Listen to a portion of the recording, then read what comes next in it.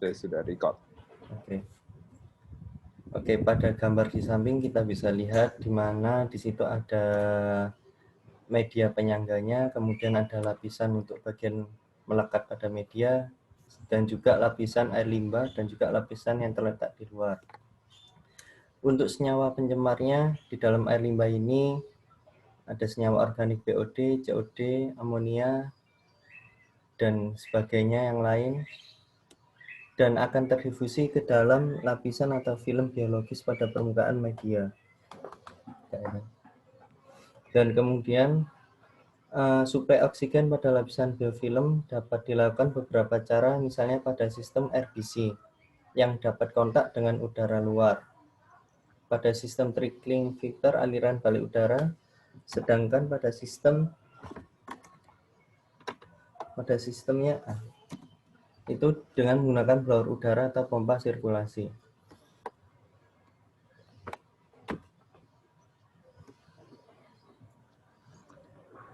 Ya, ini gambar dari proses pengolahan air limbah dengan biofilter anaerob. Yang pertama, yang pertama itu air limbah dialirkan masuk ke bak pengendapan awal. Jadi di bak pengendapan awal ini fungsinya untuk mengendapin partikel lumpur, pasir, sama kotoran organik tersuspensi. Selain itu juga berfungsi sebagai bak pengontrol aliran serta bak pengurai senyawa organik yang berbentuk padatan, stratification, dan menampung lumpur. Setelah itu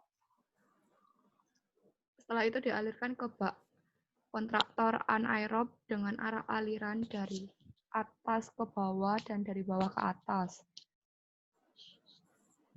Pada bak kontraktor anaerob ini diisi dengan media dari bahan plastik tipe sarang tawon untuk pembiakan mikrobanya.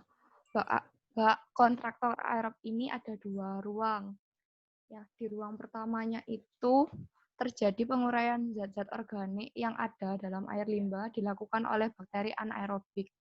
Setelah beberapa hari beroperasi pada permukaan media, filternya akan tumbuh lapisan film mikroorganisme, di mana mikroorganismenya ini akan menguraikan zat organik yang belum sempat terurai pada bak pengendapan awal.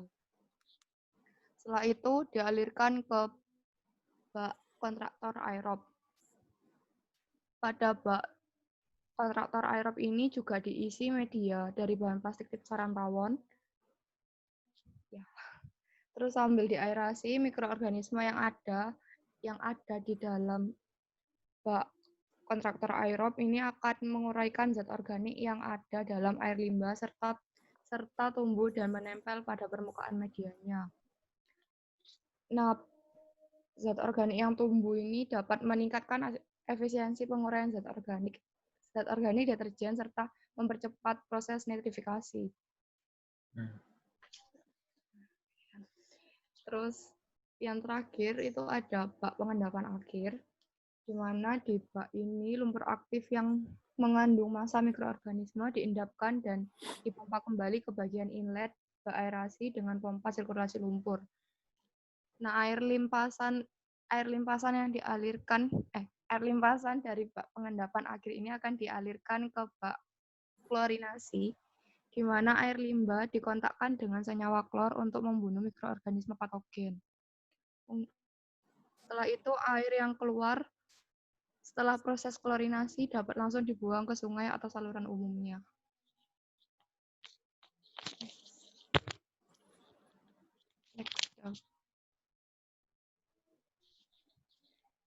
Nah, kenapa kami ngusulin pakai menggunakan tipe sarang tawon ini, Pak? Karena ada beberapa alasan. Yang pertama itu dengan kombinasi proses anaerob ini selain dapat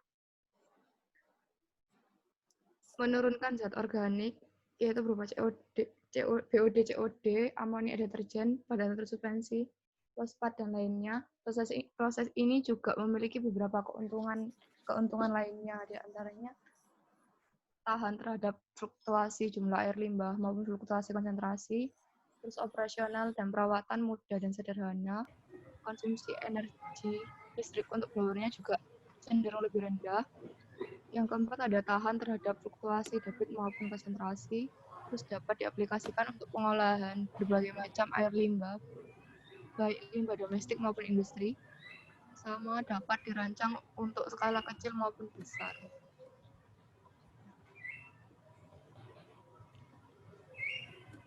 Ya, sekian Pak dari kami. Terima kasih. Sekian dari Oke. kami, Pak. Maaf, By Pak. the way, ingat. kelompok Dava dan Tia siapa? Berdua aja atau? Iya, ada Pak, lagi? berdua. Iya, Oke. berdua, Pak. Baik, kita simpan dulu. Teman-teman yang lain memperhatikan. Nanti di akhir semuanya sudah selesai, saya ingin kita saling silang. Entah itu dalam bentuk pertanyaan, pendapat, dan sebagainya. Oke? Baik, silakan berikutnya.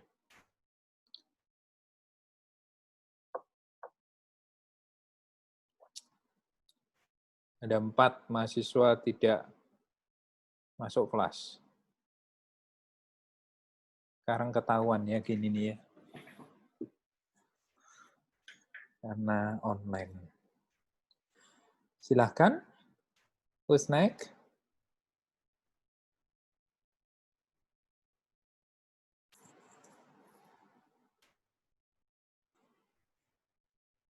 Deh. Kok sunyi senyap? Bentar, Pak. Koordinasi sebentar, Pak. Oh, koordinasi. Boleh. Oke, at least I hear your voice. Oke, sambil yang lainnya disiapin ya, sehingga delay-nya tidak terlalu lama. Jadi setelah ini siapa, setelah itu siapa, supaya flow-nya enak.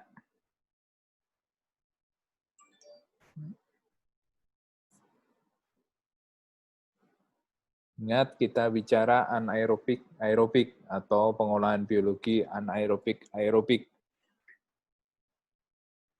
Jika harus ada dua-duanya, so how is the composition? Komposisinya bagaimana?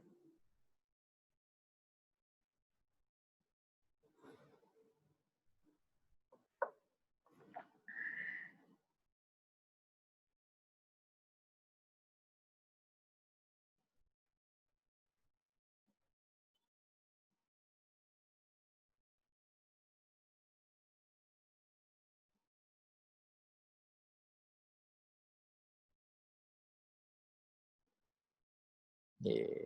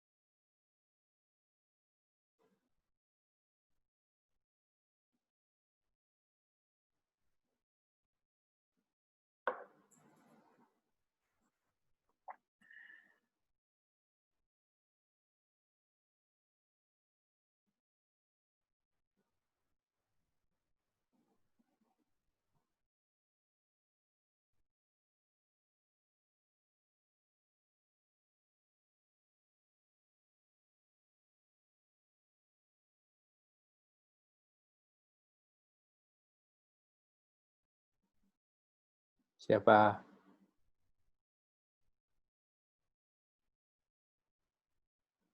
Le, kurung siap ya kabeh ya.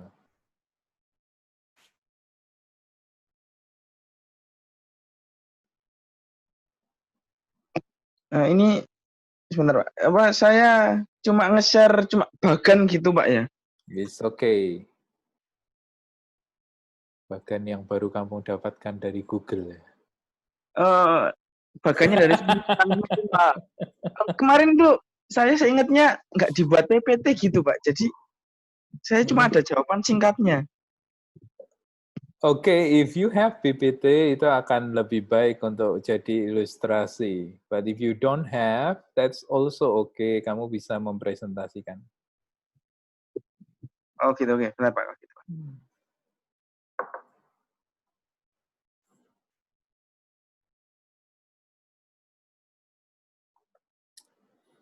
Dava, untuk kelompok pencegahan polusi, nanti atau besok kamu WA saya ya. Untuk apanya Pak? Jumlah kelompok atau? List kelompoknya. Jadi kelompok ini siapa aja, kelompok ini siapa aja gitu ya. Oke Pak, baik Pak. Besok saya mau coba sesuatu yang baru di Zoom untuk kita diskusi. Pak, permisi Pak, kelompok Please. saya mau presentasi. Oh, silakan Rizky. Rizky, tak? Iya Pak. Ya, silakan. Oke, selamat sore Pak Yunus dan teman-teman semua. Ya, Di Rizky. sini saya akan mempresentasikan tugas TPAB 2 bersama kelompok saya. Ada saya Rizky Trinugraha, lalu ada Arya Mukti Wibowo, dan ada Erian Dwi Krishna. Oke, pada kondisi seperti apa pengolahan biologi proses aerob dan anaerob dibutuhkan pada secara bersamaan? Menurut kelompok kami, proses ini dibutuhkan saat ada proses penghilangan senyawa nitrogen, BOD, nitrifikasi, denitrifikasi, dan kehilangan fosfor dalam pengolahan air limbah. Lalu, volume pada pengolahan air limbah ini tidak terlalu besar dan memiliki beban organik yang cukup besar. Lalu komposisi urutan yang dianjurkan terkait dengan aerob dan anaerob seperti ini. The same as previously. Ya. Ya, selanjutnya akan dijelaskan oleh Arya.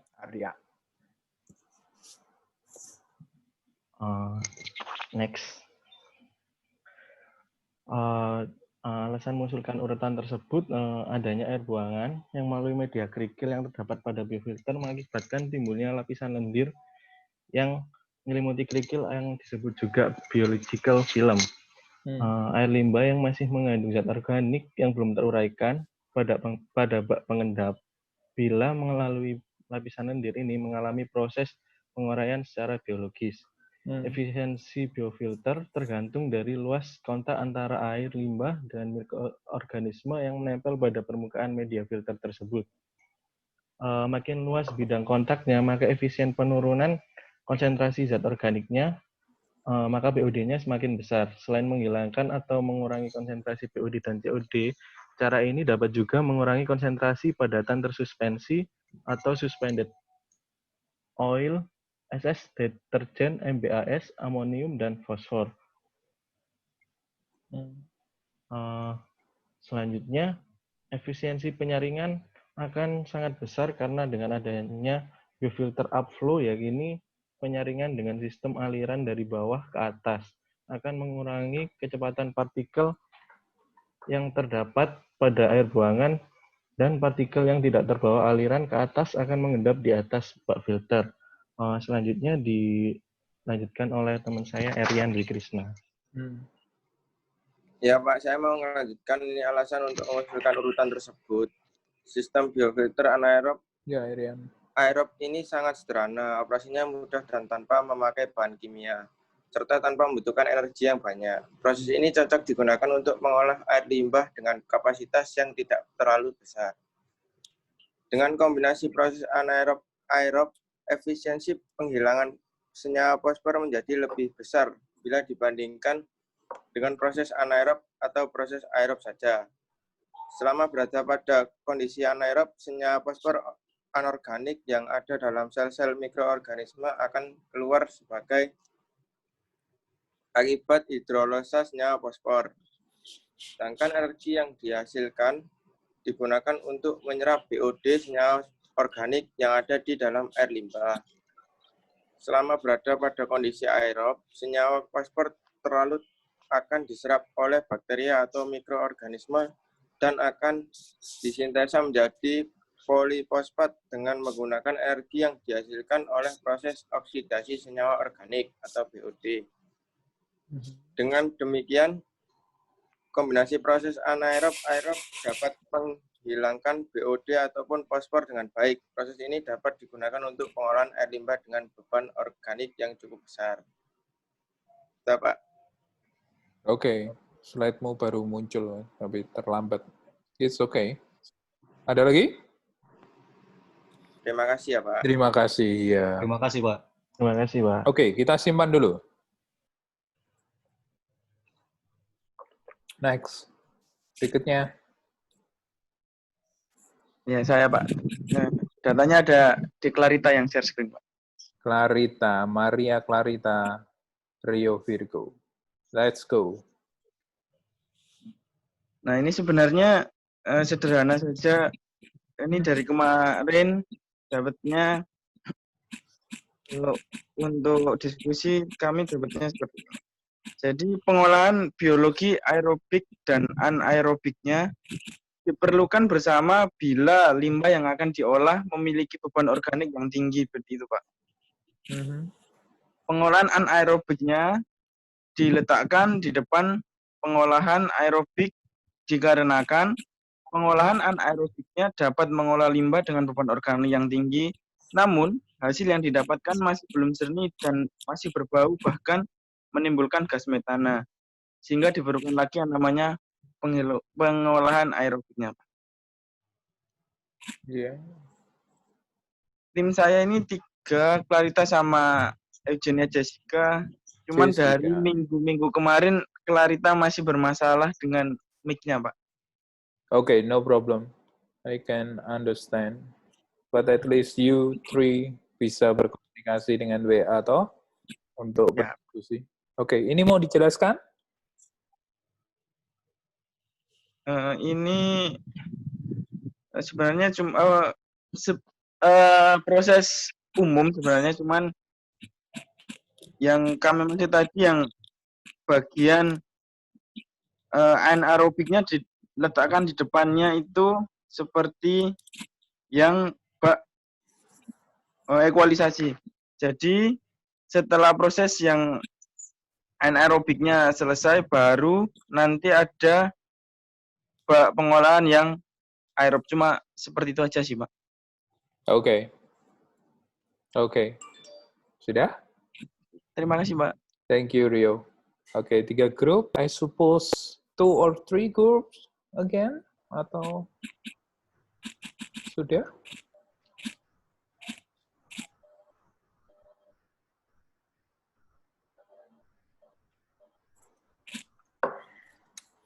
Ri, saya minum kopi. So sleepy.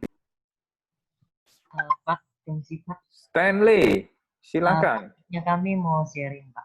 Boleh dong.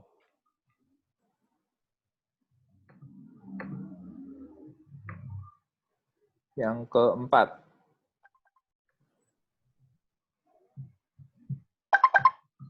Udah kelihatan ya, Pak?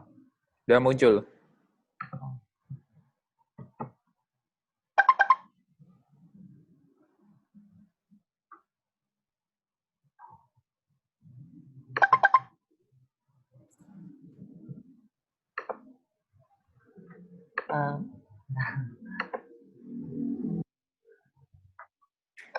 Ya, ini kami beranggotakan 4 orang,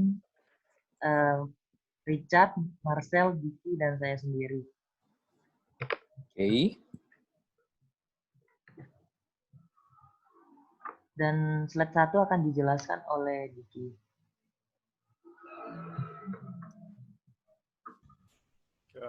Saya akan menjelaskan tentang pengolahan air limbah secara aerobik.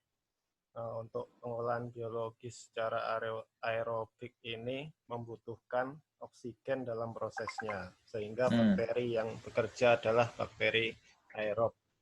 Nah, karena bakterinya aerobik, maka dibutuhkan alat yaitu aerator.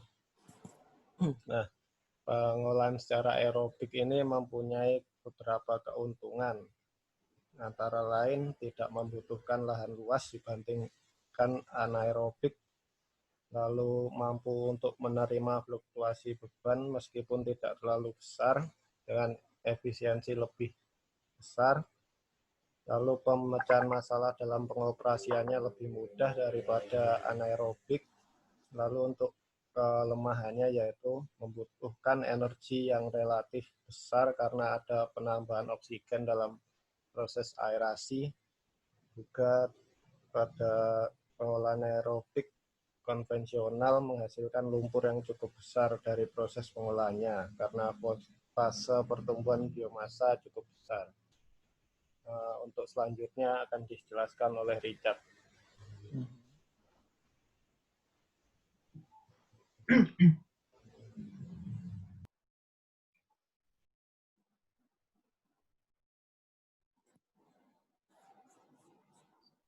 Oke, saya akan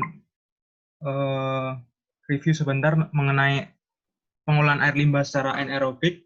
Ya, proses pengolahan anaerobik tidak membutuhkan oksigen sama sekali pada proses pengolahannya. Lumpur atau sludge yang dihasilkan dari proses pengolahan anaerobik relatif lebih sedikit daripada yang aerobik. Dan lumpur yang dihasilkan relatif stabil dibandingkan dengan pengolahan aerobik konvensional, sehingga tidak membutuhkan pengolahan lumpur lagi, misalnya seperti sludge digester. Lalu dapat dihasilkan energi berupa gas metan. Namun akan berfungsi efektif jika debit limbah cukup besar dan kandungan organik cukup tinggi.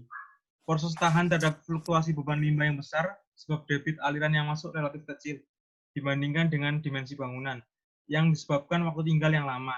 Sehingga proses anaerobik ini cocok sebagai pengolahan biologis awal untuk limbah dengan kandungan organik yang cukup tinggi sebelum diolah dalam pengolahan aerobik, yaitu dengan memanfaatkan proses penyederhanaan rantai organik yang terjadi di proses anaerobik. Oke, next.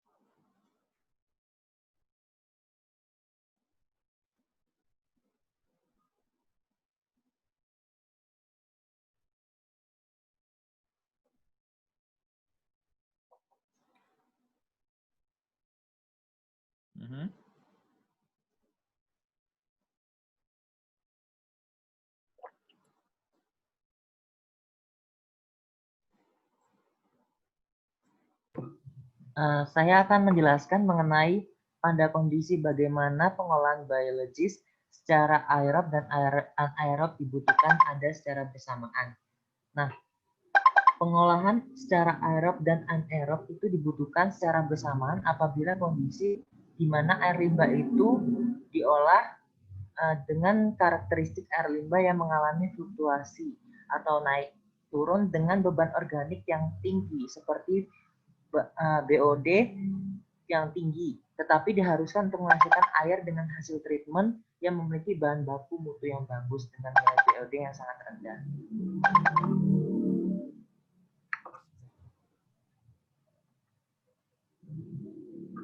Nah, bagaimana komposisi atau urutan yang saudara anjurkan terkait anaerob dan aerobik? Nah, menurut kelompok kami menganjurkan pengolahan limbah itu didahulukan pengolahan anaerobik sebab di tangki ekualisasi terdapat penyamaan kualitas COD dan BOD air limbah. Di tangki koagulasi fluktuasi terdapat pengolahan total suspended solid atau yang kita kenal dengan istilah TSS dengan metode koagulasi dan koagulasi fluktuasi.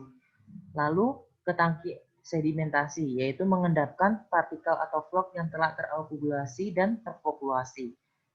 Lalu ke USB atau outflow anaerobic sludge blanket. Itu untuk mengolah COD pada air limbah dan dijaga agar tidak overflow. Dilanjutkan dengan pengolahan aerobik seperti activated sludge, streaking filter, dan oxidation beach. Selanjutnya akan dijelaskan oleh teman saya, Marcel. Pertanyaan yang ketiga, mengapa saudara mengusulkan komposisi urutan tersebut? Kami mengusulkan urutan tersebut karena efisiensi, keefektifan juga mempertimbangkan kelebihan dan kekurangan dari masing-masing unit pada proses pengolahan. Proses pengolahan anaerobik dipilih terlebih dahulu karena air limbah di awal memiliki karakteristik fluktuasi beban organik yang tinggi, sehingga pengolahan anaerobik dipilih. Lalu untuk proses selanjutnya menggunakan proses aerobik, karena dalam proses tersebut akan lebih efektif jika beban organiknya sudah tidak terlalu tinggi Juga pada prosesnya tidak menimbulkan bau, sehingga bagus untuk air yang sudah ditreatment untuk dibuang ke lingkungan ataupun dipakai kembali atau di-recycle. Jika pengolahan aerobik duluan, kemungkinan ada oksigen juga yang akan masuk ke dalam proses anaerobik, sehingga dapat membunuh bakteri anaerobiknya. Lanjut. Sekian, terima kasih. Ya, thank you Ivan, thank you semuanya. Langsung aja, kelompoknya Jessica ya. Iya Pak, sebentar, lagi persiapan mau nge-share PPT-nya Pak. Ya, oke. Saya sengaja tidak komentari, kita komentari bersama at the end, oke? Okay? Oke Pak. Please. Oke, ya, selamat sore teman-teman dan Pak Yunus. Hari ini kami akan mempresentasikan hasil dari diskusi proses anaerobik gitu. Pada poin yang mana biologi secara aerob dibutuhkan secara bersamaan.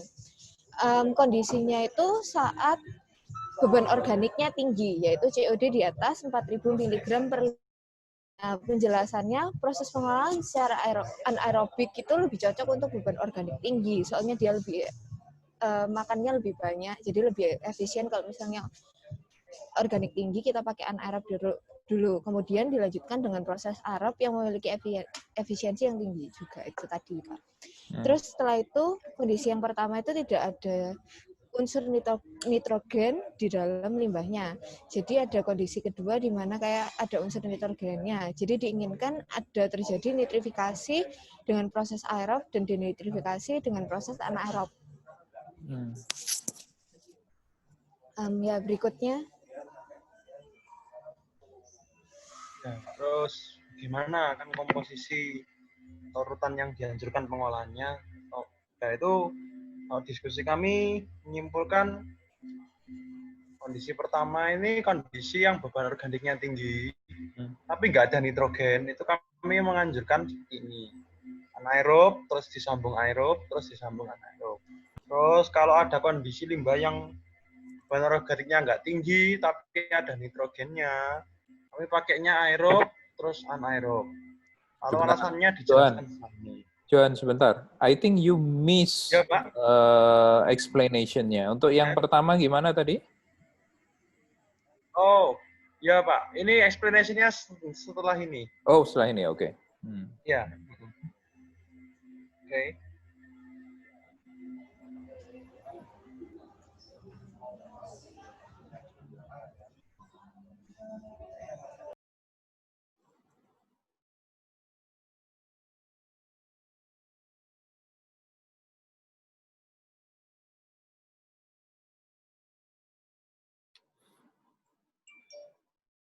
Ya.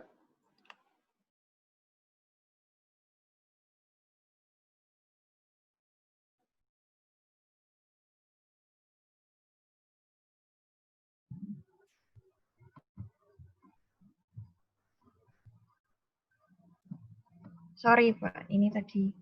Okay. Nah, ya, ini yang poin ketiga, jelaskan mengapa komposisi tersebut diusulkan. Itu yang pertama, tadi memang setahu saya yang Johan sebutkan itu ada yang miss. Kami memang menginginkan itu yang kondisi pertama itu ada nitrogennya, Pak. Yeah, jadi yang pertama karena beban organiknya tinggi, jadi kita pakai secara anaerobik. Terus habis itu, setelah itu karena ada nitrogen, jadi kan kita menginginkan ada nitrifikasi, jadi kita harus melakukan proses aerobik terlebih dahulu. Untuk pertama mengolah karbon, kemudian baru melakukan nitrifikasi. Setelah itu baru kembali ke denitrifikasi, yaitu kembali ke proses anaerobik. Kemudian untuk kondisi yang kedua, itu karena beban organiknya itu tidak tinggi, maka proses anaerobik di awal itu bisa dieliminasi, sehingga langsung masuk ke proses aerobik untuk degradasi karbon, kemudian baru proses nitrifikasi, kemudian proses anaerobik untuk proses denitrifikasi. Seperti itu, Pak. Terima kasih. Oke, I will keep this one untuk diskusi kita di akhir. Jessica, setelah Jessica, Natania, if I'm not mistaken. Betul kah? Iya, Pak, betul. Yes. Setelah itu Talia. Oh, ada berapa? 8 kelompok ya? Banyak juga. Oke. Please, Nia.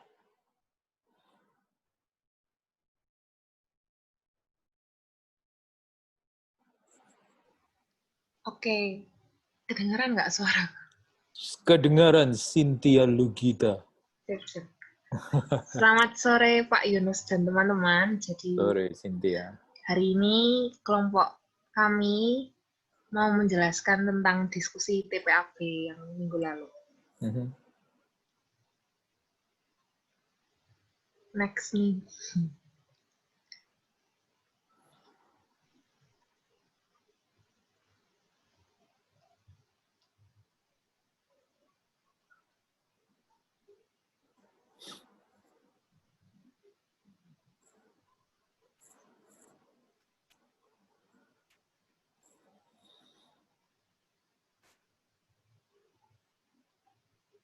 Kamu sudah pulang, Sin?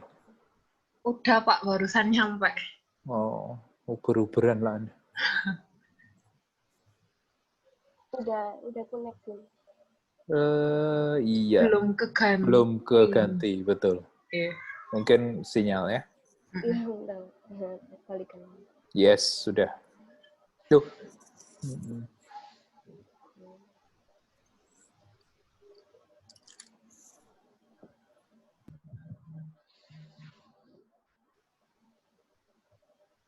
Udah kan?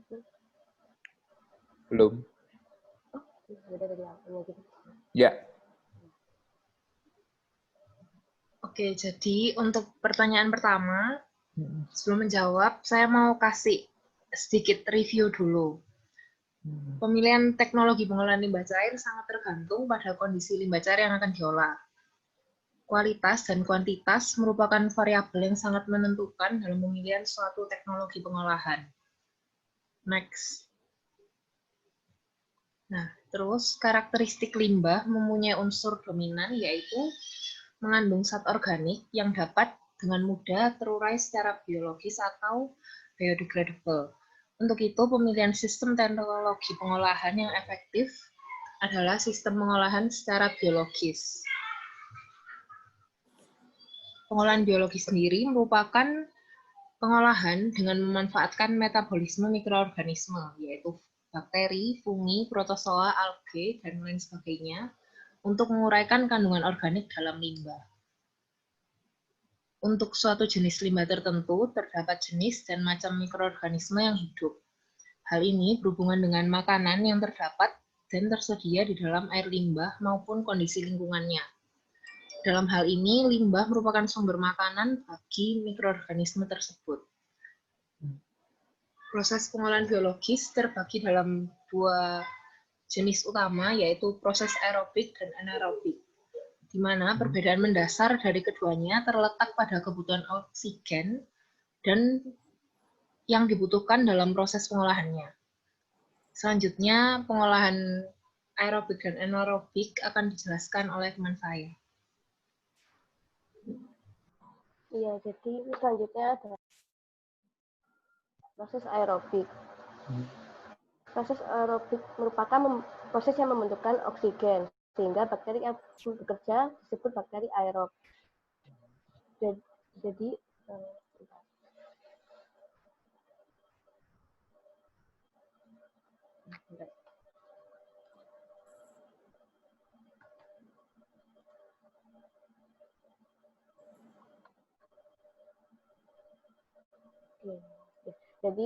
jadi gunanya untuk menambahkan kandungan oksigen terdapat dalam pengolahan air limbah itu maka perlu alat disebut aerator. Jumlah pemakaian aerator disesuaikan dengan keadaan pencemar air limbah yang masuk ke dalam pengolahan air limbah. Hal ini berkaitan dengan jumlah oksigen yang harus dimasukkan untuk proses pengolahan. Keuntungan dari sistem pengolahan aerobik yaitu tidak membutuhkan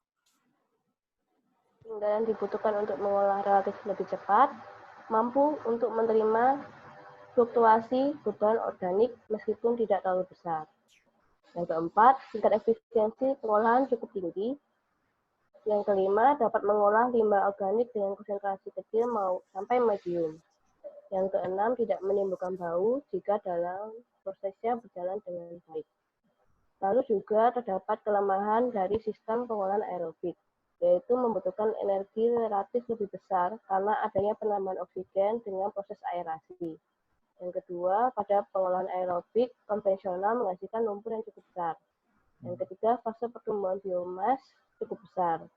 Yang keempat, pada jenis pengolahan limbah aerobik konvensional membutuhkan pengolahan lumpur karena lumpur yang dihasilkan relatif tidak stabil.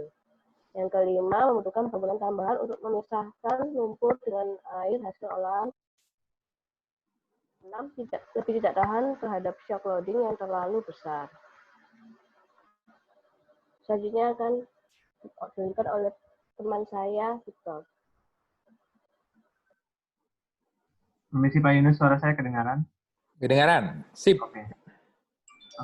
Setelah kita mengetahui tadi Nia udah kasih tahu proses aerobik dan sekarang kita membahas tentang proses anaerobik. Sebelum kita membahas keuntungan dan kelebihannya, sebaiknya kita tahu dulu apa sih pengolahan anaerobik. Pengolahan anaerobik itu pengolahan limbah yang dalam prosesnya mutlak tidak membutuhkan keberadaan oksigen sebagai syarat dapat hidupnya bakteri, sehingga bakteri yang bekerja disebut bakteri anaerob. Berarti intinya tidak perlu adanya oksigen. Nah, sekarang kita bisa bahas keuntungan dari sistem pengolahan anaerobik. Pertama itu adalah lumpur yang dihasilkan dari proses pengolahan relatif sedikit. Yang kedua, lumpur yang dihasilkan relatif stabil dibanding dengan pengolahan aerobik konvensional. Dan yang ketiga, tidak membutuhkan pengolahan lumpur lagi, misalnya seperti sludge digester. Terus ada keuntungannya lagi, yang keempat, dapat dihasilkan energi berupa gas metana. Dan yang kelima, tahan terhadap fluktuasi beban limbah yang besar. Dan yang terakhir, pada beberapa pengolahan dengan beban yang tidak terlalu besar, dapat didesain dengan konsep free maintenance dan low energy cost. Dan sekarang kita membahas kelemahan dari sistem pengolahan anaerobik. Yang pertama adalah membutuhkan waktu tinggal yang lebih lama untuk dapat mengurangkan limbah yang masuk. Setelah itu, dia juga perlu menjaga agar dalam reaktor tidak ada oksigen terlarut karena dia anaerobik, dan pH harus dalam range 6,6 sampai 7,6 dan menjaga kadar alkalinitasnya. Dan yang terakhir, perlu mengondisikan dan menjaga suhu reaktor pada kondisi minimal suhu mesofilik di antara 30 sampai 380 Celcius. That's wrong, I think. Bukan 380 kah? Sepertinya, 38, sorry. Yes. Itu harusnya derajat. Agar bakteri dapat bekerja dengan baik. Good. Nah, kesimpulan dari tadi nomor 1, kan pertanyaannya itu pada kondisi bagaimana pengolahan biologi secara aerob dan anaerob dibutuhkan secara bersamaan. Dan menurut kami, dari jawaban-jawaban kami simpulkan bahwa gabungan antara proses aerobik dan anaerobik diperlukan saat kondisi air limbah yang diolah memiliki karakteristik kandungan organik yang sangat tinggi, seperti BOD dan COD yang semakin besar, serta dalam kuantitas yang cukup besar. Seperti itu. Nomor 2.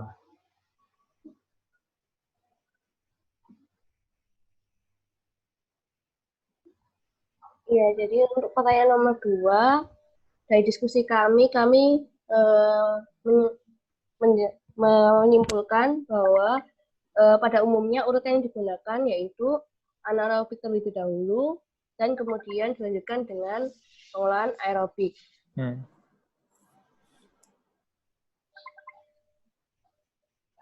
Jadi untuk usulannya kenapa anaerobik terlebih dahulu, karena anaerobik dapat digunakan untuk pengolahan limbah dengan beban BOD yang sangat tinggi.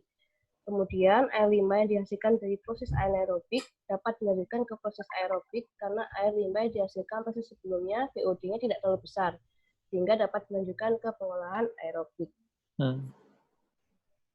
Lalu untuk aerob, bedanya anaerobik sama aerobik, jadi anaerobik terlebih dahulu karena produksi gas metan itu limbah dengan COD-nya lebih besar dari 1.500 sampai 2.000 mg per liter. Lalu untuk aerobik, beban organik yang diumbangkan juga tidak terlalu besar, sehingga dapat diolah dengan baik pada pengolahan aerobik. Lalu untuk anaerobik, pengolahan aerobik dapat mengolah limbah dengan fluktuasi dan konsentrasi organik yang tinggi dan efisiensi yang cukup rendah. Untuk aerobik, efisiensi pengolahan aerobik cukup tinggi sehingga diharapkan efluen air yang dihasilkan pada pengolahan ini sudah oke secara mutu. Jadi untuk kesimpulannya, pada pengolahan anaerobik itu dilanjutkan ke pengolahan aerobik yang berfungsi sebagai pemoles sebelum efluen dapat dibuang ke badan air. Sehingga urutan terbaik adalah anaerobik terlebih dahulu dan kemudian dilanjutkan ke pengolahan aerobik. Sekian presentasi diskusi dari kelompok kami. Oke, thank you Nia, Jessica apa? Cynthia dan Victor. Last but not least, I think last but not least adalah masih ada 2, sorry. Sekarang Talia dulu. Ya. Setelah itu Tanim. Silakan Talia. Sudah masuk belum ya? PPT? Sudah, kelihatan. Sudah. Very good. Gimana ya?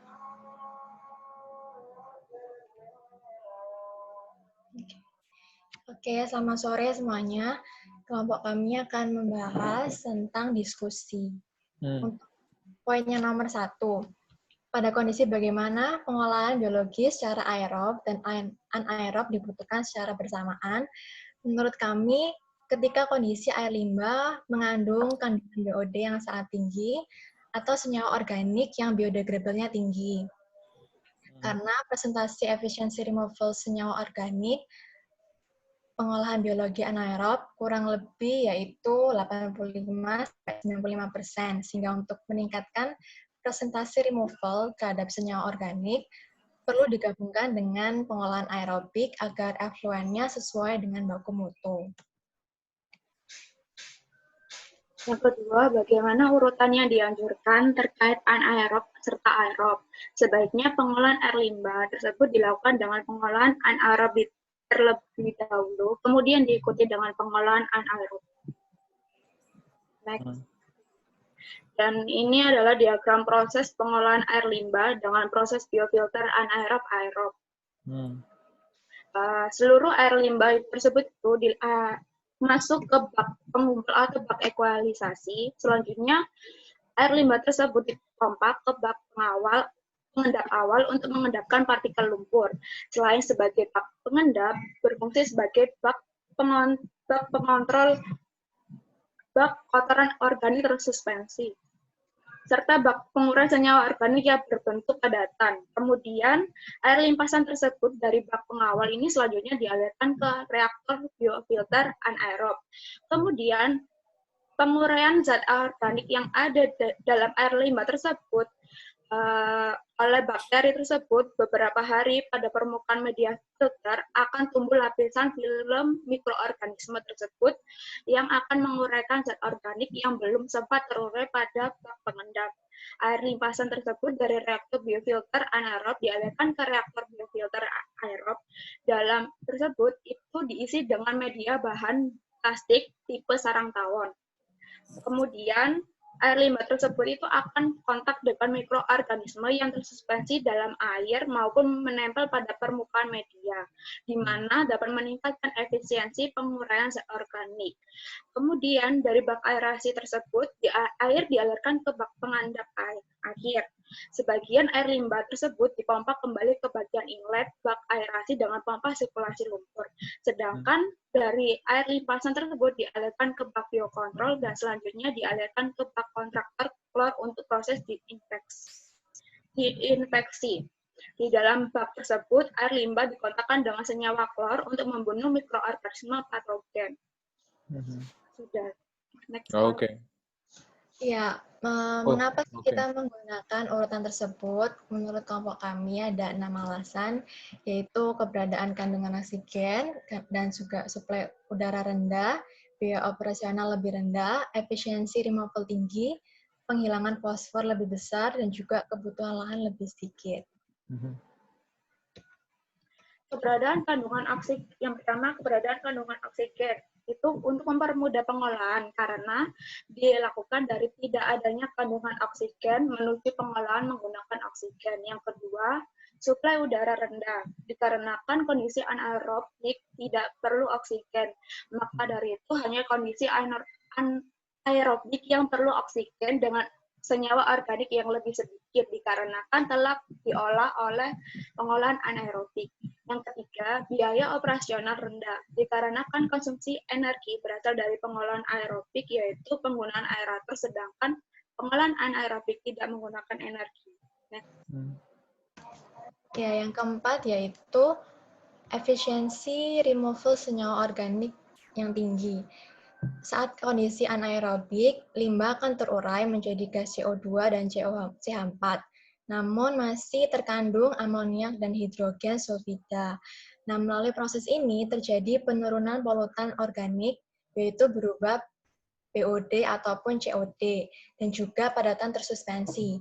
Kemudian dilanjutkan dengan pengolahan aerobik, yaitu polutan organik yang masih ada pada limbah, akan terurai menjadi gas CO2 dan H2O. Amoniak akan teroksidasi menjadi nitrat yang selanjutnya akan menjadi gas nitrogen, sedangkan H2S akan diubah menjadi sulfat. Yang kelima yaitu penghilangan fosfor lebih besar. Dalam kondisi anaerob, senyawa fosfor anorganik yang ada dalam sel mikroorganisme akan keluar sebagai akibat hidrolisasi senyawa fosfor. Sedangkan energi yang dihasilkan digunakan untuk menyerap BOD yang ada di dalam air limbah. Selama berada pada kondisi aerob, senyawa fosfor terlarut akan diserap oleh bakteri dan akan disintasa menjadi polifosfat dengan menggunakan energi yang dihasilkan oleh proses oksidasi senyawa organik.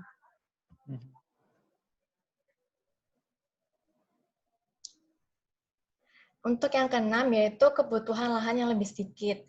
Bila pengolahan aerobik dilakukan setelah pengolahan anaerobik, senyawa organik pada air limbah akan lebih sedikit, maka dibutuhkan mikroorganisme yang lebih sedikit pula.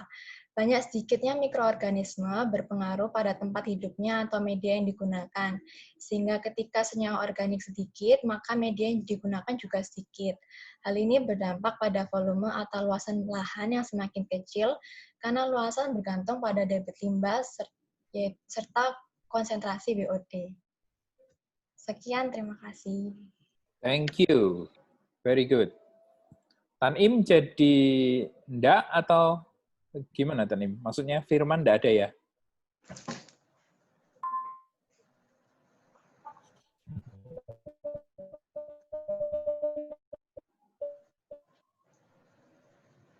Suaramu Kak masuk.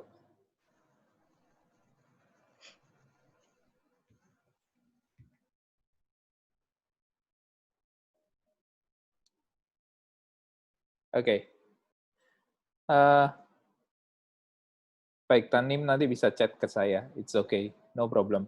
Jadi teman-teman pertama, thank you for contributing. Saya mungkin akan berkala menggunakan metode ini, karena ini memungkinkan untuk kita bisa berdiskusi lebih lanjut. Ada beberapa hal yang muncul ketika saudara melakukan presentasi hasil studi literatur dari saudara. Jadi, saya berusaha untuk tidak membebani kalian, artinya saya berusaha mengatur waktu sedemikian rupa supaya 2 SKS ini bisa saya bagi. Saya lagi berpikir mungkin dalam beberapa pertemuan yang mestinya kita 90 menit efektif, saya mungkin akan menggunakan 40-50 menit, sementara 40 menit sisanya,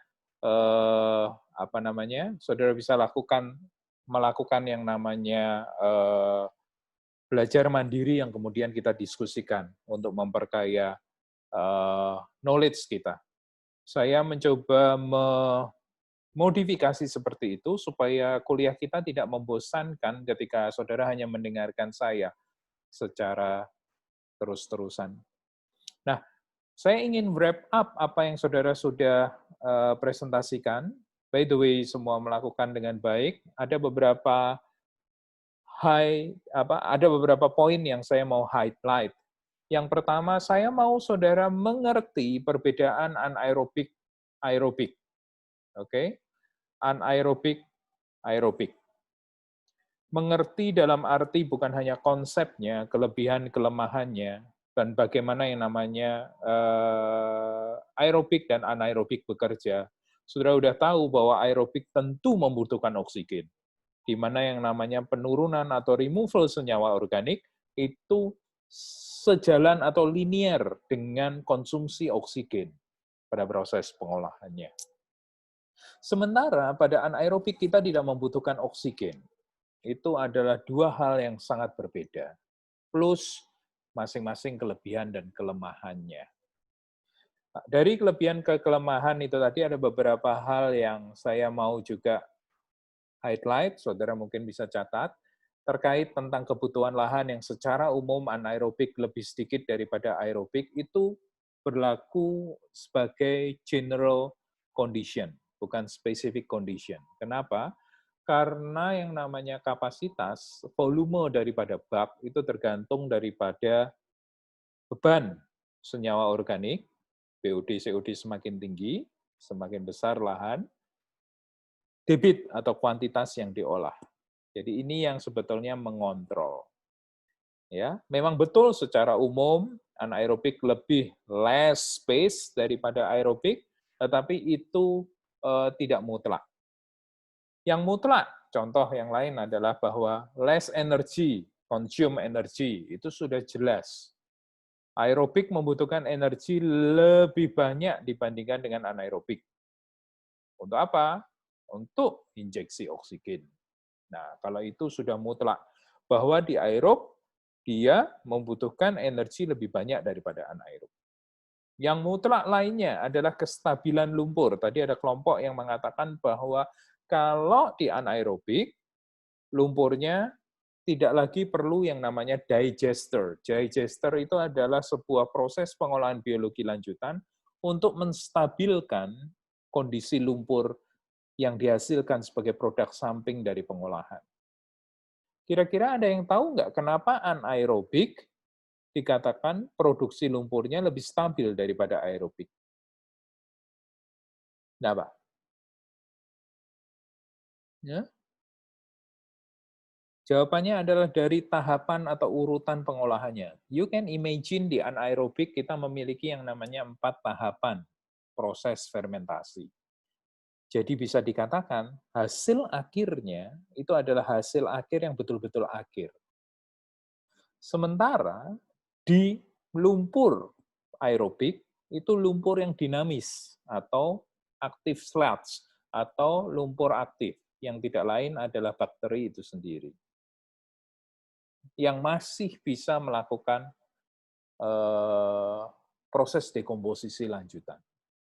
Sehingga di digester dia dimatangkan lebih lanjut supaya yang namanya bakteri itu berada dalam kondisi stabil. Stabil ini dalam tanda kutip ada di area yang namanya stationary sebelum kemudian dia jika sudah habis makanannya dia decay atau mati. Ya. Nah, itu adalah hal-hal yang saudara mesti lihat, mesti tahu. Mutlak, tidak mutlak, kelebihan dan kelemahan. Tadi kelompoknya Thalia memberikan 6 poin itu sebagai kelebihan kelemahan, that's also good. Ya, memberikan kepada saudara gambaran tentang aerobik, anaerobik. Nah, itu kelebihan kelemahan yang saya highlight. Tentu saja ada kelebihan kelemahan yang saudara bisa baca sendiri, review dari materi sebelumnya. Yang kedua yang saya mau highlight adalah urutan, atau sebelum urutan tadi ada yang menarik, atau jadi satu aja, ada yang menarik dari kelompoknya Jessica dan Johan dan Evelia terkait tentang urutan juga. Nah, saya mau ngomong tentang urutan terlebih dahulu. Setiap kali anaerobik dan aerobik harus ada, Urutannya gimana? Itu pertanyaannya ya. Urutannya tidak pernah melenceng dari anaerobik di awal, aerobik mengikutinya. Kenapa?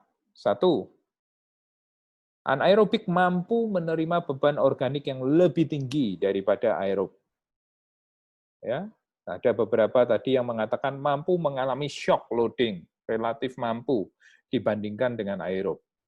Ya, that's also good, itu bisa juga dikedepankan, tapi intinya adalah anaerobik mampu menerima beban organik tinggi.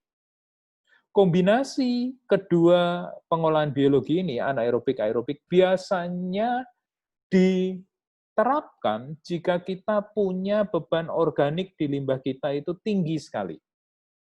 Ada yang ngomong di atas 1.500, di atas 3.000, or even atau bahkan di atas 5.000, 10.000. Apakah ada limbah yang COD-nya lebih dari 10.000? Ada. POD-nya lebih dari 10.000? Ada. Ya. Sehingga kita menerapkan kombinasi itu, di mana urutannya adalah anaerobik selalu di awal, aerobik mengikuti. Nah, saya mau highlight kenapa anaerobik terlebih dahulu. Satu, tadi sudah dijawab, bahwa anaerobik memiliki kemampuan untuk menerima beban organik lebih tinggi. Menurut saudara yang kedua apa? Tadi di slide-nya Thalia udah ada sih, tapi saya mau saudara ngomong lagi. Selain beban organik tinggi, apa hal signifikan yang membuat anaerobik itu harus ada di depan, mendahului aerobik?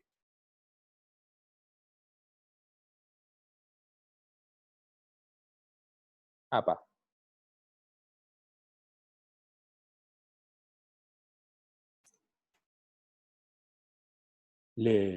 Ayo.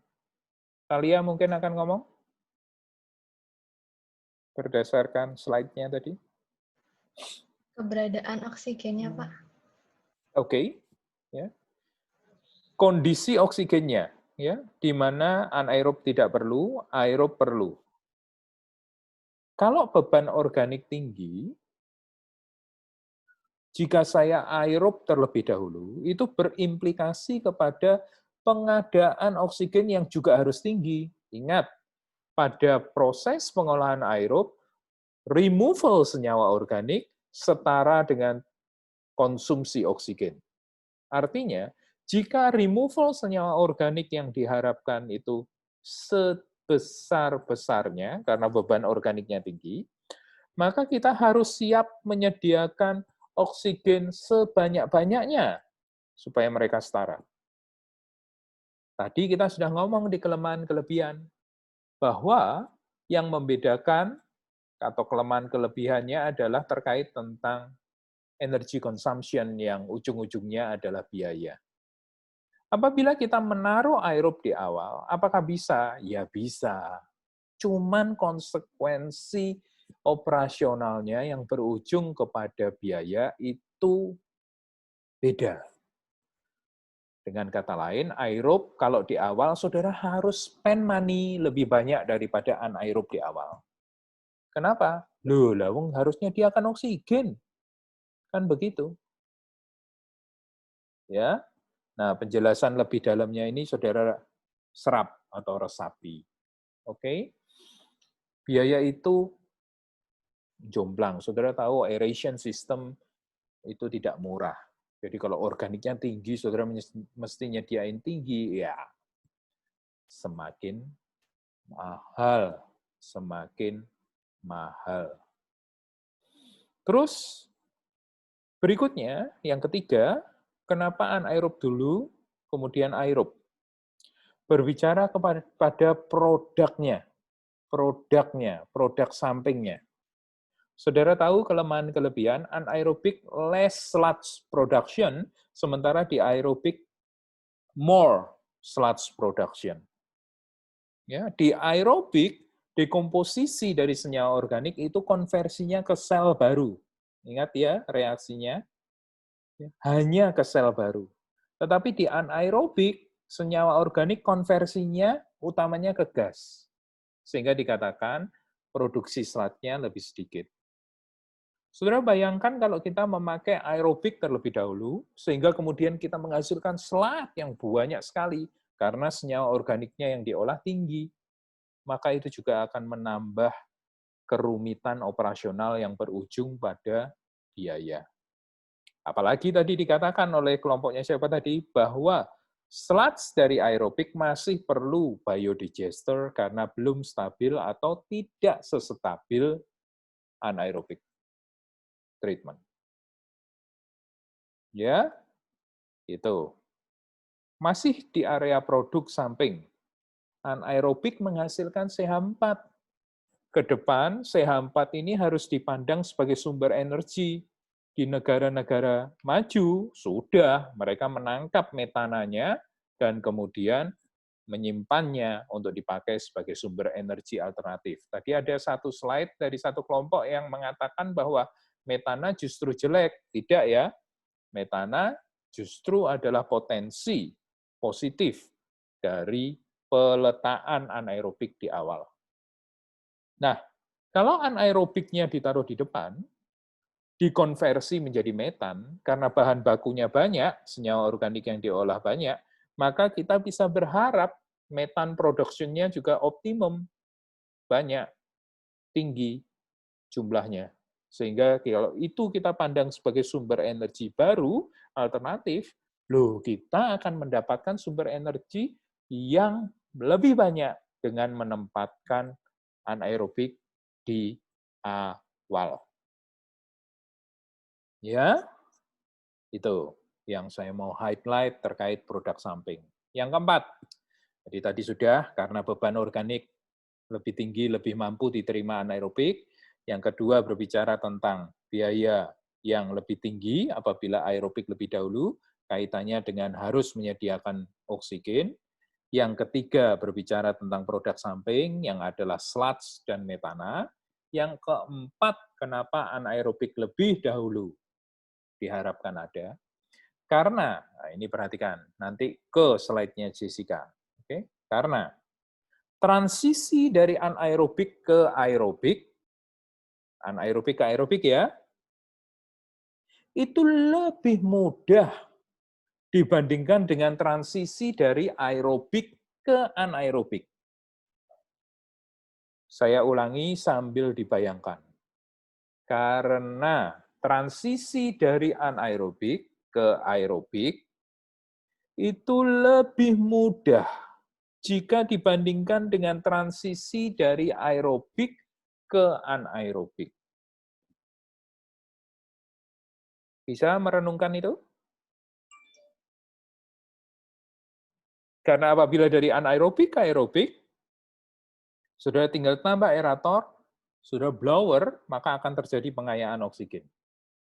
Tapi apabila dari aerobik ke anaerobik, saudara harus membuat kondisi laminer sedemikian rupa, ya, tidak ada olakan, pergerakan yang sangat smooth, sangat lembut, ya, dengan harapan yang namanya oksigen itu bisa terevaporasi. Dan oksigen terlalu dalam air itu berkurang atau hilang. Can you imagine bagaimana secara operasional itu kita lakukan? Apabila kita harus mengkonversi dari aerobik ke anaerobik? Lebih susah, toh? Oxidation dips adalah salah satu upaya untuk mewadahi itu. Tetapi itu pun bukan anaerobik loh. Masih ingat apa? Masih ingat apa istilahnya kalau di oxidation dips, pengurangan oksigen? Anoksik. Anoksik. Anoksik berbicara less oksigen di mana yang namanya denitrifikasi mungkin terjadi. Adalah benar bahwa denitrifikasi optimumnya terjadi pada kondisi no oxygen presence atau tidak ada kehadiran oksigen. Tetapi di oxidation dips, oksigen itu tidak benar-benar hilang, tetapi ditekan sampai seminimal mungkin, karena kita masih berharap adanya karbon. Ya. Selama karbon ada di sana, Oksigen masih ada sedikit, maka oksigen selalu dipakai untuk dekomposisi karbon. Sehingga memungkinkan N itu mengalami denitrifikasi. Less oksigen.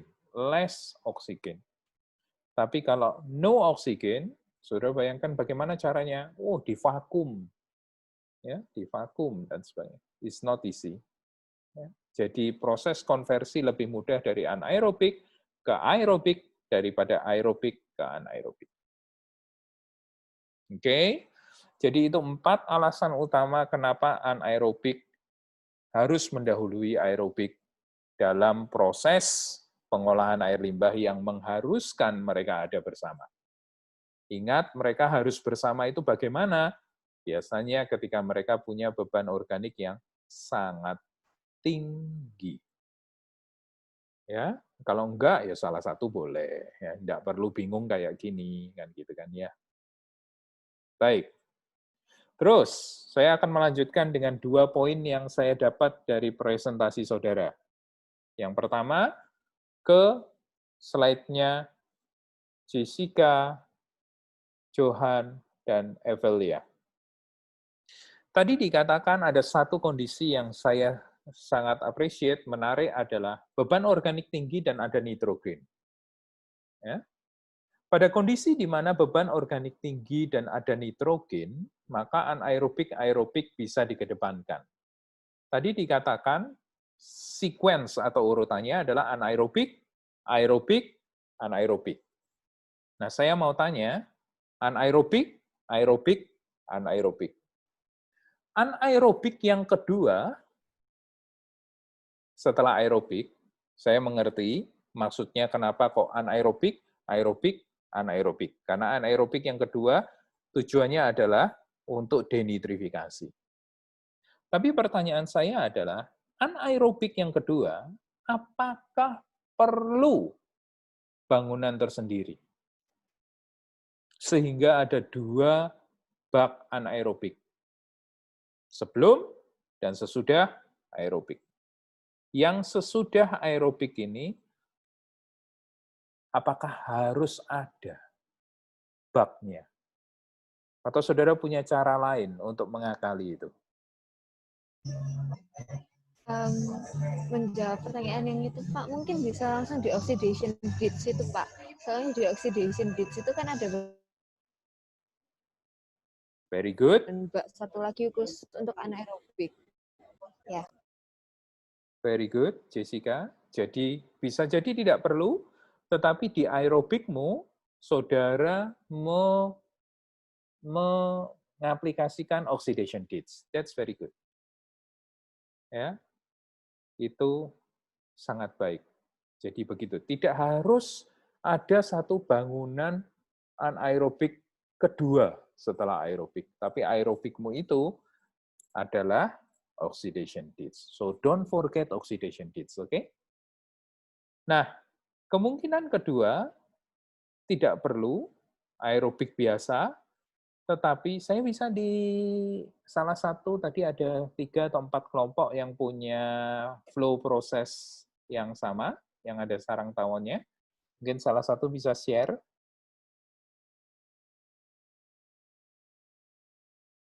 Dava mungkin, Dava?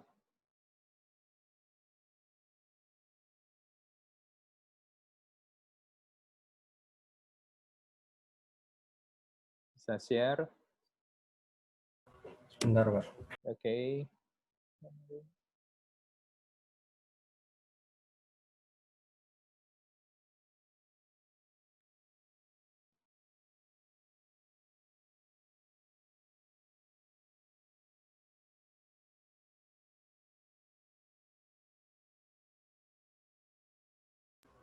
Sudah masuk, Pak? Sudah masuk, tapi yang ke flow tadi, Dava. Slide ketiga. Yap. Can you enlarge? Bisa di-display kan? Good. Nah, anaerobik, aerobik, anaerobik. Jessica tadi ngomong, no, anaerobiknya tidak perlu di sini, tapi aerobiknya saya ekspresikan dalam bentuk oxidation ditch. That's very clever. Oke. Atau kalau toh dia bukan oxidation ditch, suspension biasa, activated sludge biasa, saudara lihat ada gambar ini, pompa sirkulasi. Dia mengembalikan air limbah dari bak pengolahan ke bak pengendap awal yang kemudian masuk lagi ke anaerob. Kita ngomong nitrogen ya. Di aerob, saudara punya yang namanya nitrifikasi, di mana N itu dikonversi ke produk akhir menjadi NO3 atau nitrat. Ketika dia masuk ke bak pengendap akhir, aliran di sini akan lebih tenang dibandingkan dengan di aeration tank karena ada blower di sana. Kemudian dia dikembalikan lagi ke sini, di bak pengendap lagi, dan saudara harus tahu, terus mengingat bahwa yang namanya bak pengendap tidak mungkin alirannya turbulen. Oke? Kenapa? Lek turbulen ya gak iso ngendap rek, ya, seperti itu. Pengendapan, V inputnya, atau kita dulu pernah kenal dengan istilah V horizontalnya, harus dibuat seminimal mungkin supaya V vertikal yang digerakkan oleh berat daripada partikel itu mendominasi. Dengan kondisi demikian, maka partikel itu akan mengendap. Potensi mengendapnya lebih besar. Nah, so you look at this, bahwa ketika yang namanya aerob masuk ke bak pengendap akhir dan yang namanya sebagian daripada limbah terolah dikembalikan ke bak pengendap, maka disinilah terjadi denitrifikasi. Sebelum kemudian masuk ke dalam anaerob, betul-betul tidak ada oksigen, N2 akan dihasilkan. Saudara bisa pilih cara itu juga, ya, dengan cara meresirkulasinya. Dengan demikian, you don't need, saudara tidak butuh anaerobic tank yang kedua. Kalau saudara tanya ke saya, mana yang akan saya pilih? Depend. Secara proses, saya lebih suka seperti yang tadi Jessica katakan, aerob saya adalah oxidation ditch. Secara operational, itu lebih mudah. Mudah dalam arti flow-nya dari sini ke sini keluar, tidak bolak-balik. Tapi di sini punya keuntungan dengan meresirkulasi. Selain proses denitrifikasi untuk mengkonversi NO3 menjadi N2, di sini juga punya yang namanya kelebihan dengan mengembalikan. Menurut saudara apa kelebihannya dengan meresirkulasikan air limbah dari bak pengendap akhir, balik lagi ke bak pengendap awal untuk kemudian masuk sebagai feed ke anaerobik lagi? Apa keuntungannya? Menurunkan konsentrasi awalnya mungkin, Pak. Very good, menurunkan konsentrasi awalnya, ya. What is the effect? Apa efek daripada menurunkan konsentrasi awal? Menurunkan konsentrasi awal itu dilution, oke? Okay? Mengencerkan. Loh, Pak, enggak boleh secara peraturan. Jangan lupa, kita sedang tidak mengencerkan dengan air baru yang dimasukkan, tetapi tetap dari air limbah itu. Betul, akan ada dilution di sana. Kenapa dilution itu menguntungkan?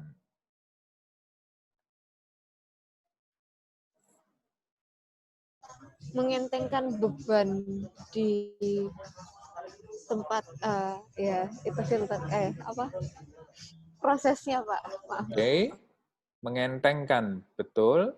But I want you, saya pengen saudara mampu lebih spesifik menjelaskannya.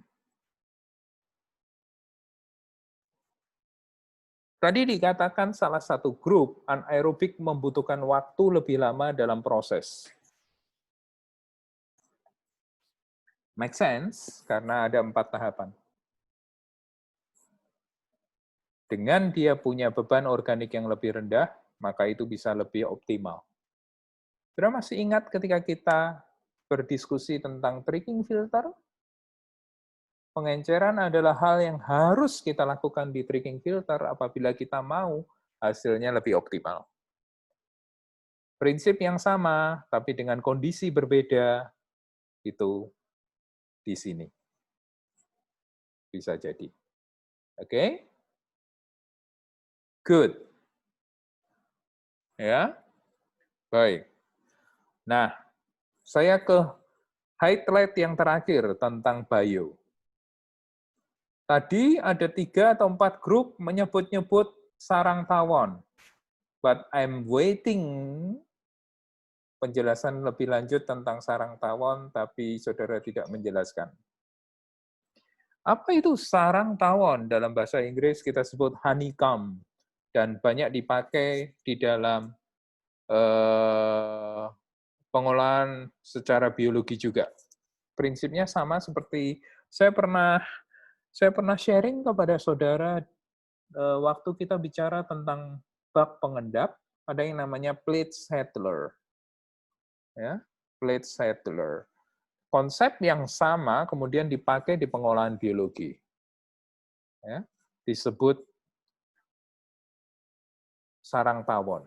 Ya, dalam bahasa ilmiah resminya menjadi membran bioreactor.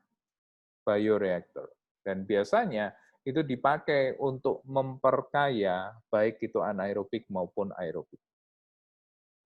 Apa itu sarang tawon? Tujuannya menurut saudara apa kok orang perlu memasang sarang tawon di pengolahan air buangan kita secara biologi?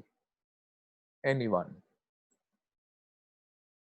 Menambah luas kontak, Pak. Menambah luas kontak, that's good. Luas kontak antara apa dan apa? Mungkin kalau di anaerob, kontak antara limbahnya sama mikroorganismenya, Pak. Betul, ya. Menambah luasan area di mana mikroorganisme bisa eksis. Saudara harus ingat dan masuk di dalam benak kita secara permanen ketika kita bicara air buangan.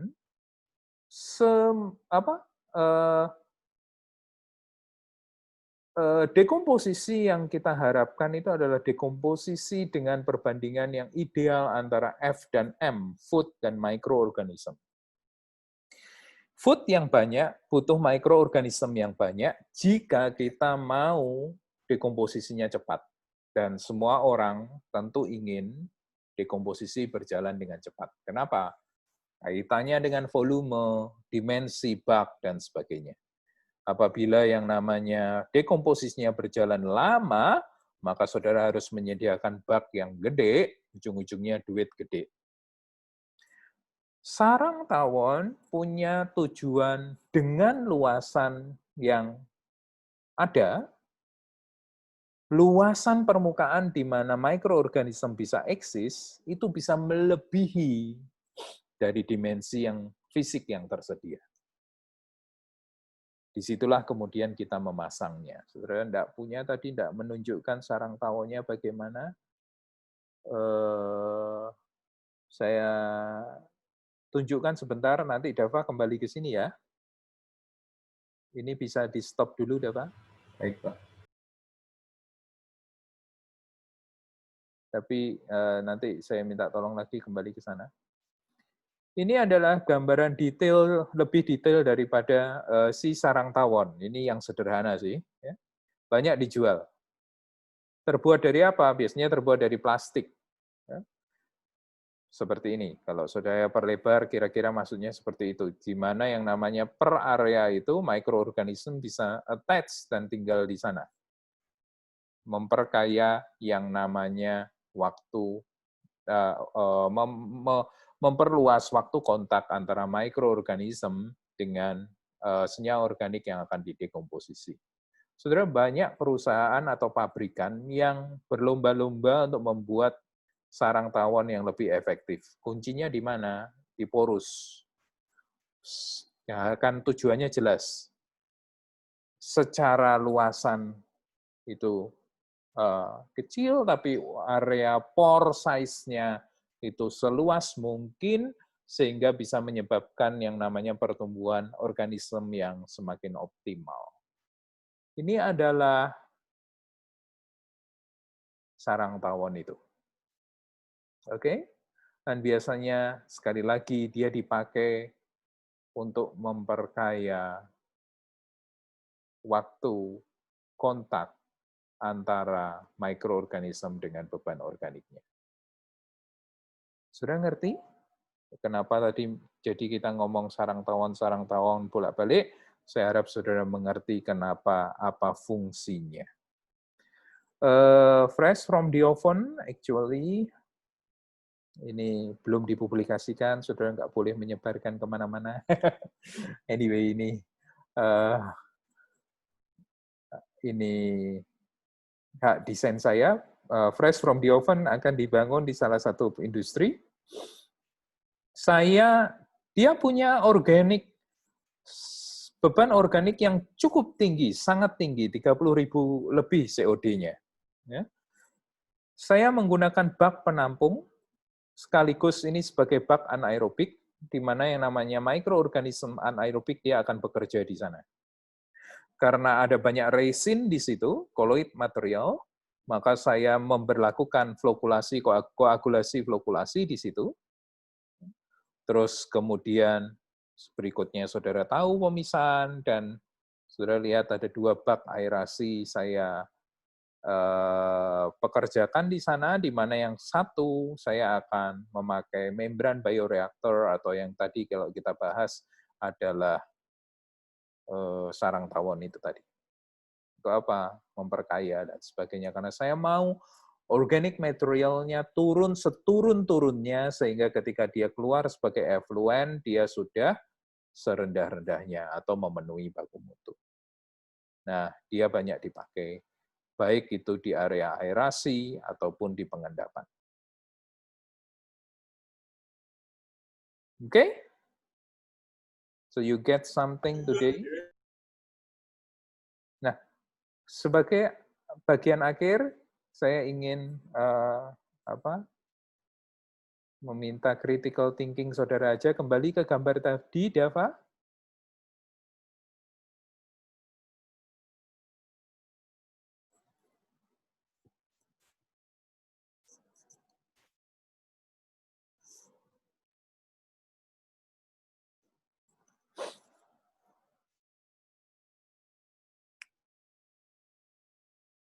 Yuk, betul.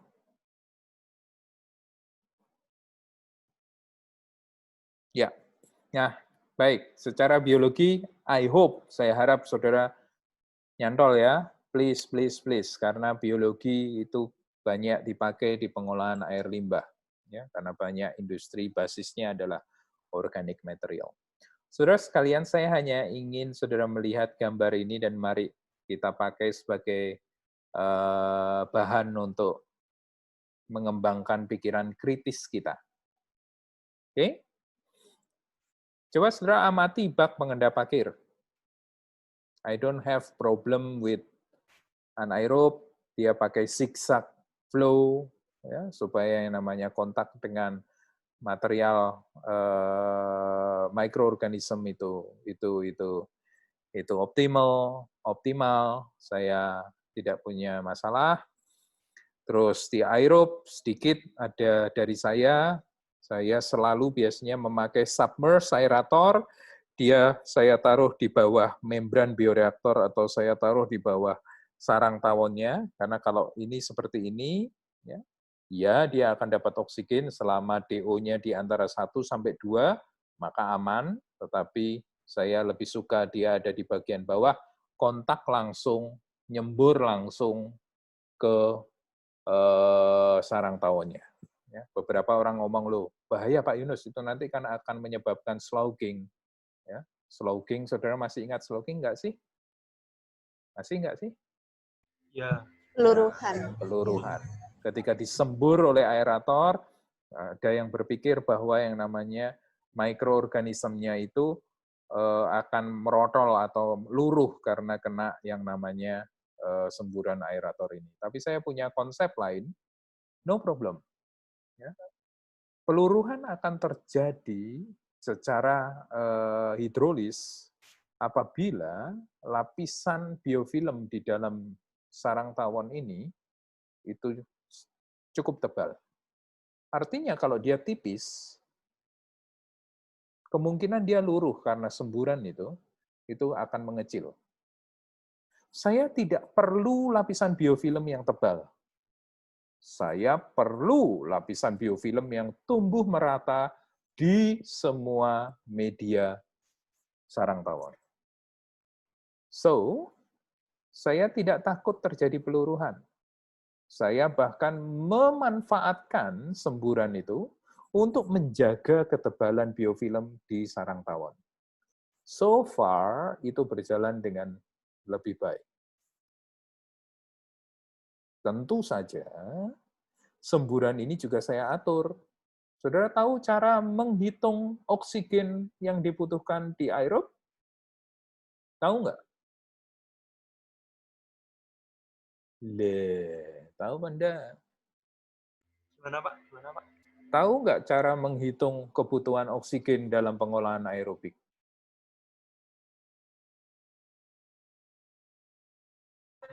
Dari persamaan reaksi kecepatan. Yes, no, bukan kecepatan. Dari persamaan, ada hitungannya. Persamaan ya. Nah, persamaan menghitung oksigen, saudara tahu berapa kilogram oksigen per hari yang dibutuhkan untuk beban organik tertentu.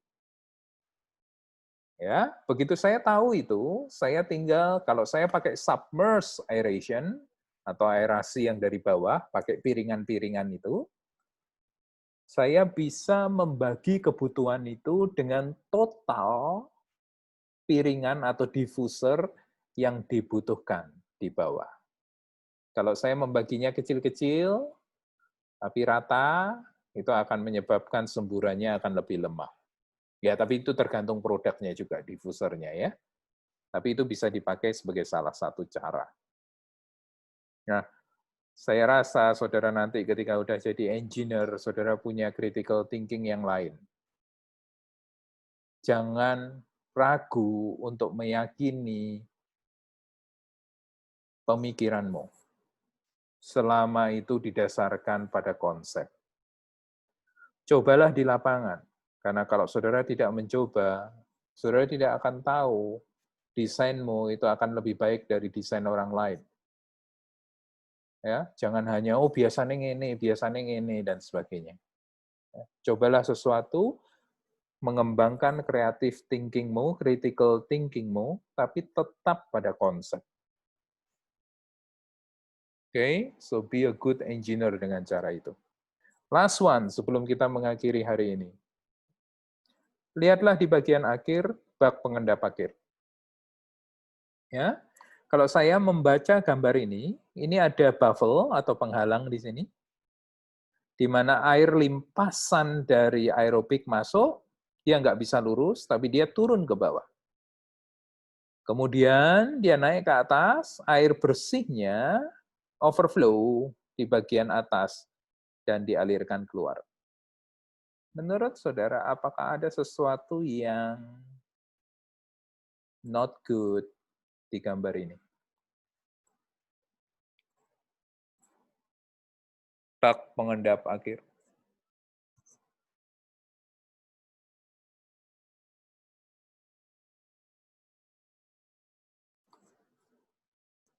What do you think?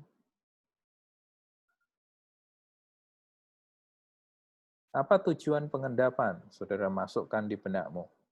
Jika tujuannya adalah itu, apakah ada sesuatu yang salah di gambar itu? Alirannya Pak dari bawah, nanti endapannya ikut naik juga. Good, very good. Jika dia memasang baffle seperti ini, kemudian limpasan dia harapkan berjalan seperti ini, maka endapan itu akan sangat mungkin teragitasi dan tidak bisa mengendap dengan tenang. Jadi harusnya kita buat cara yang berbeda. Singkat saja, kira-kira sebagai pengganti dari sistem ini, baffle ini, apa yang bisa saudara lakukan?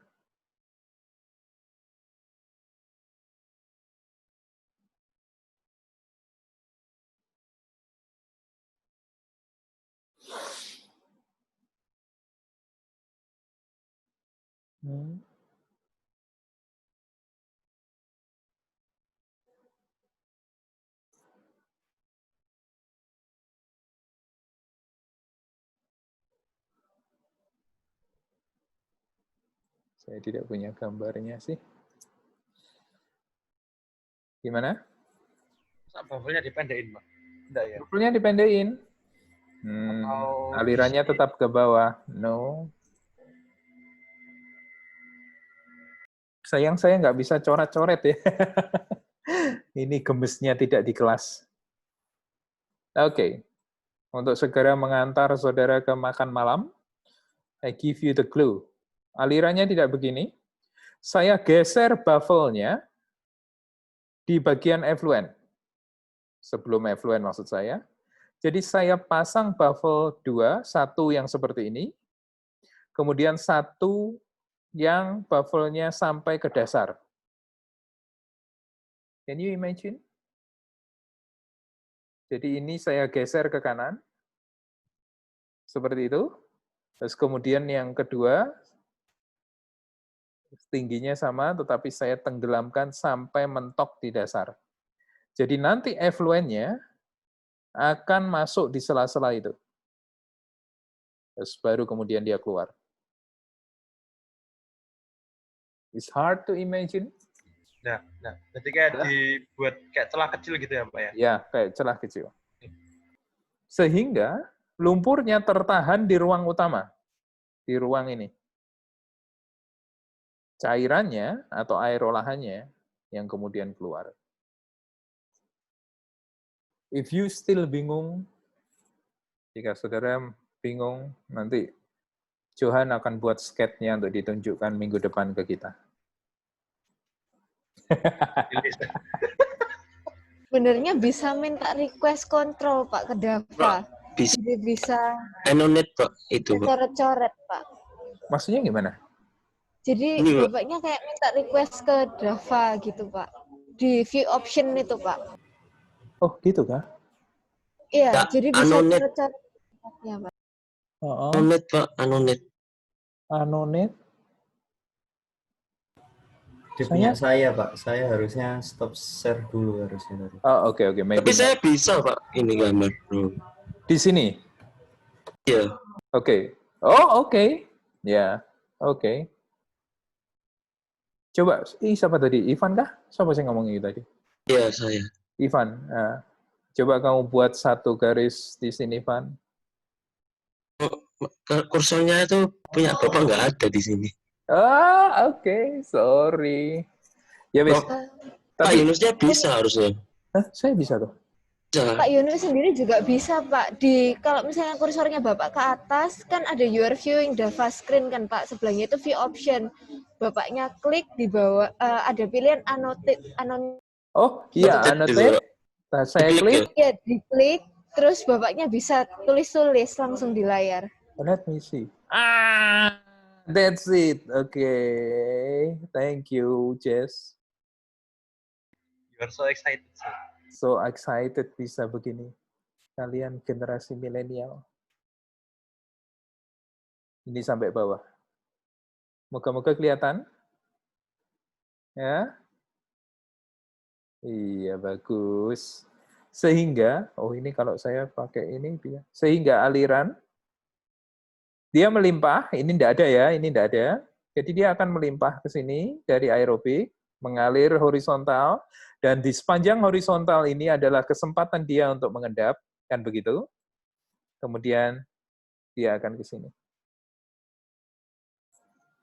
Ya, lebih amannya lagi, supaya yang namanya lumpur tidak ikut, kalau tadi lumpur masih bisa ikut sedikit, saya tambah lagi gimana? Ya, ini dia.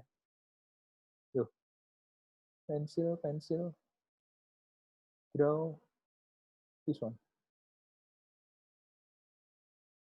This one. Saya punya 3 bubble. Good. Seperti ini. Masuk, naik.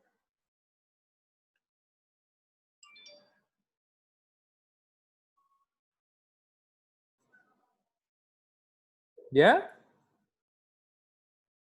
I hope you can imagine. Saudara berpikirlah kritis, oke, terkait proses, terkait aliran dan sebagainya. So, thank you for today untuk presentasinya. Minggu depan saya akan membagikan pengantar ke advanced treatment, dan saudara punya 2 minggu untuk grup yang sama. Carilah informasi tentang aplikasi filtrasi di pengolahan air buangan. Carilah contoh, bahan, nanti saudara bisa ambil gambarnya dan sebagainya untuk di PowerPoint, terus kemudian share untuk hari ini. Aplikasi unit filtrasi di pengolahan air buangan. Filtrasi skala besar, maksudnya skala besar bukan hanya debit airnya, tapi untuk menyaring partikel berukuran besar, maupun filtrasi untuk menyaring kontaminan yang berukuran kecil. Oke? Itu untuk 2 minggu ke depan. Kita akan diskusi seperti ini lagi tentang unit filtrasi dalam air buangan.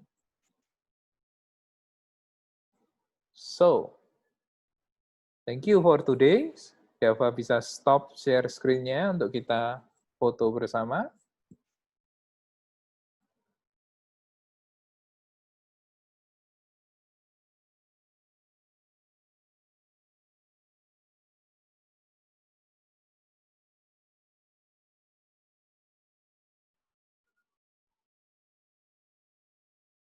Dava.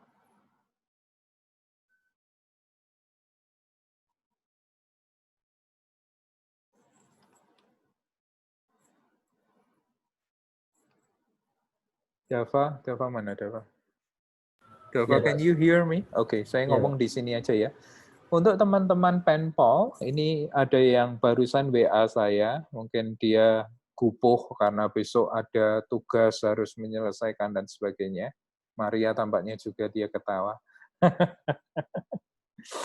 Tolong diinfo, don't worry, ya, tidak perlu mengerjakan tugas penpol karena besok akan saya bahas di kuliah. Oke? Ada grup penpol. Kamu koordinator penpolnya juga kah, Dava? Iya, Pak. Oke. Jadi infokan, don't worry, tidak perlu melakukan apa-apa malam ini. Besok di kuliah akan saya bahas, terus nanti baru tugas untuk minggu depannya. Tapi Dava, tolong malam ini atau besok ya, sebelum kuliah, saya diinfo grupnya siapa. Ngerti maksudnya ya? Ya, Pak. Paham, Pak. Oke. Baik, saudara sekalian, mari kita berfoto bersama untuk mengakhiri hari ini. So, I think it's good. Tadi saya berpikir, saya kaget diberitahu Dava, Pak, kuliahnya 16.40, saya pikir 15.45, saya tambah lemes karena sudah ngantuk dari siang tadi rapat terus ya. Tapi quite interesting hari ini. Saya rasa saya sendiri merasa sangat bersemangat untuk memberikan informasi tentang materi kita. So thank you for your cooperation. Saya berharap saudara tidak menganggapnya itu sebagai beban karena banyak yang mengeluh tugas banyak. Tapi saya akan mencoba atur supaya pertemuan mungkin kalau 90 menit, saya tidak akan habisin 90 menit. Jika saya ingin ada bahan untuk diskusi pada minggu-minggu tertentu. So, dengan kata lain, saya mengkompensasikan waktu itu untuk preparasimu, untuk diskusimu, supaya tidak memberatkan. I hope that works. Saya harap itu bekerja. So, thank you for today. See you next Monday. Dan have a good dinner, everyone. Saya masih harus pulang. Saya ditinggal Cynthia di sini. Saya masih di kampus. Cynthia sudah pulang. So, have a good day. See you tomorrow or next week. Terima kasih, Pak.